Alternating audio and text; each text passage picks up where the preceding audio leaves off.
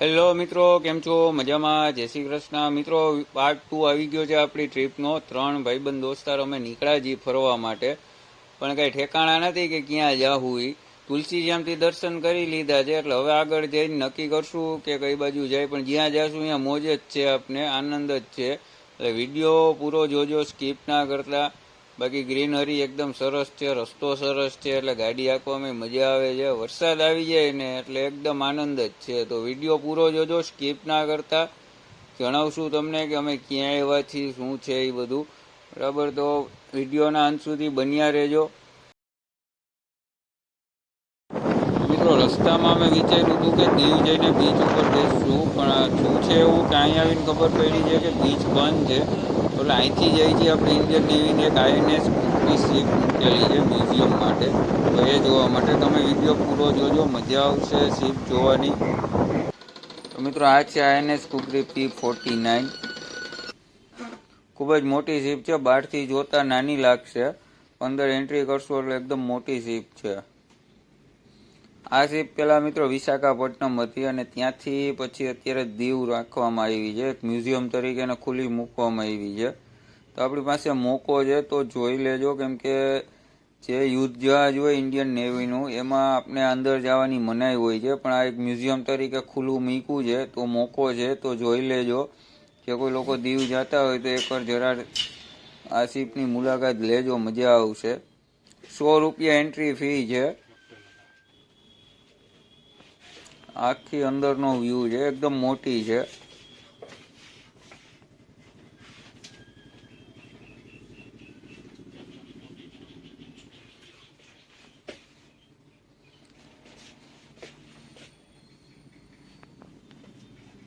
અમુક પોસ્ટર રાખવામાં આવ્યા હતા. આ જે છે INS કુકરીનું, જે અત્યારે અમે જે શીપમાં ઊભા છીએ એ શીપનું પોસ્ટર છે.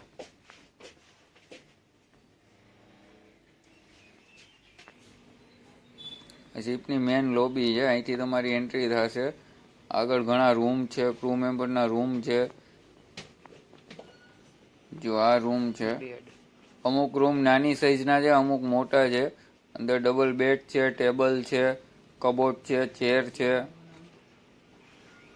92 મીટર લંબાઈ છે મિત્રો શીપની, અને 10 મીટર ઊંચાઈ છે, એટલે એકદમ મોટી શીપ છે.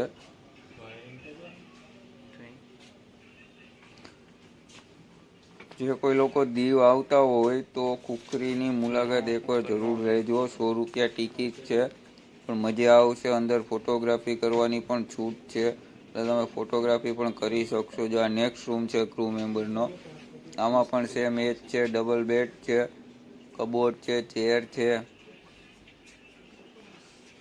આમાંથી નીચે ઉતરે છે.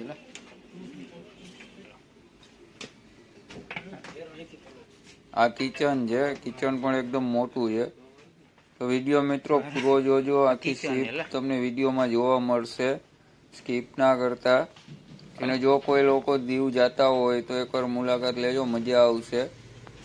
વિડીયોને સ્કીપ ના કરતા આખો વિડીયો પૂરો જોજો. આખો શીપનો વિડીયો બનાવેલો છે, મજા આવશે. આ નેક્સ્ટ રૂમ છે. આમાં કદાચ કોઈ મીટિંગ કે એવું કંઈ હશે તો ક્રૂ મેમ્બરને બેસાડવામાં આવતા હશે. આ એરિયામાં યુદ્ધ અભ્યાસના કુકરીના શીપના પોસ્ટર મૂકવામાં આવેલા છે. LED ટીવીની સ્ક્રીન રાખવામાં આવેલી છે. આ જે છે એ મિત્રો એન્જિન રૂમ છે, એમાં નીચે જવાની મનાઈ છે, બંધ કરી દીધો છે આખો રૂમ.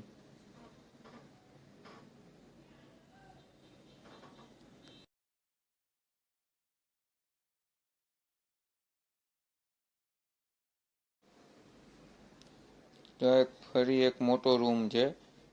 આ બાકી બધા રૂમ કરતા મોટો છે. અને આ જે છે એ ડ્રેસિંગ રૂમ છે. કોઈ પણને ઈજા થાય તો અહીંયા એનું ટ્રીટમેન્ટ કરવામાં આવે છે. અહીંથી એક્ઝિટ છે આપણું, એટલે એક્ઝિટ મતલબ કે સીટની હજી બહાર નથી નીકળવાનું, હજી ઉપર પણ અમુક વસ્તુ જે છે, કેબિન છે, એ બધું ઉપર હશે. આ શીપની બેક સાઈડ છે. અહીંથી આપણે ઉપર જઈએ હવે. આ હેલીપેડ છે મિત્રો, આ જે છે એ હેલીપેડ બનાવવામાં આવેલું છે.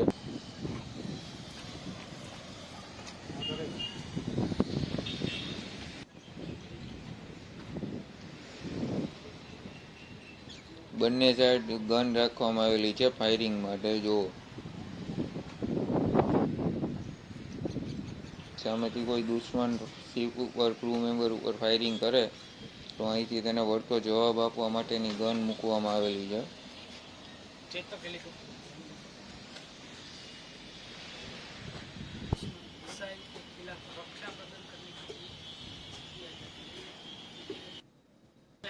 અહીંથી ઉપર જાશું એટલે હવે ત્યાં કેબિન આવશે. આપણે ઉપર જઈને કેબિન બતાડું તમને. વિડીયોને મિત્રો સ્કીપ ના કરતા પૂરો જોજો અને ચેનલને સબસ્ક્રાઈબ કરજો. તમને અમારો વ્લોગ પસંદ આવતો હોય તો ચેનલને સબસ્ક્રાઈબ કરજો, વિડીયોને શેર કરજો, લાઈક કરજો, કોમેન્ટ કરજો.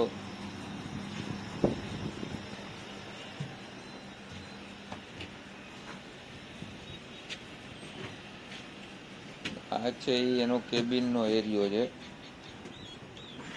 એટલે કે શિપ પૂરી કંટ્રોલ અહીંથી થતી હશે. આપણે જઈ અંદર કેબિન બતાડું તમને.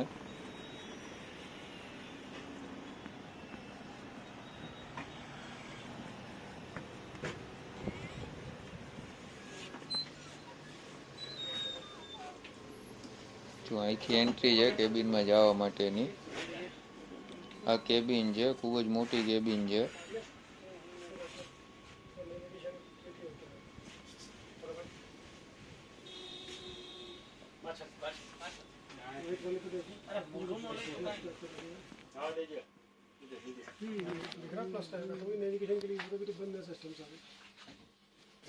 म्यूजियम में कन्वर्ट हो गया ना.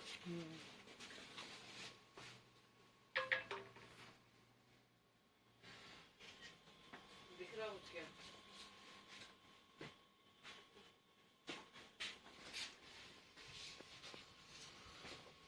इससे वो मैन्यूवर करने का देखो.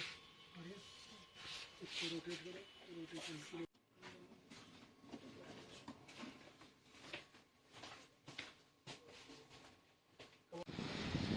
તો મિત્રો આ હતી ઇન્ડિયન નેવીની INS ખુખરી P-49 જે તમે બ્લોગમાં જોઈ, જે દીવમાં મ્યુઝિયમ તરીકે ખુલ્લી મૂકવામાં આવેલી છે. તો જે કોઈ લોકો દીવ આવતા હોય એકવાર મુલાકાત લેજો. 100 રૂપિયા એન્ટ્રી ફી છે. હવે જાશું આપણે બારે. આગળ જાશું અને નીચે ઉતરશો એટલે એક્ઝિટ પોઈન્ટ આવશે. અહીંથી એક્ઝિટ થવાનું છે આપણે. જે કોઈ લોકો શિપ જોવા આવો તે એરો ફોલો કરશો એટલે આખી શિપ તમને જોવા મળશે, ક્યાંય પણ પ્રોબ્લેમ નહીં પડે.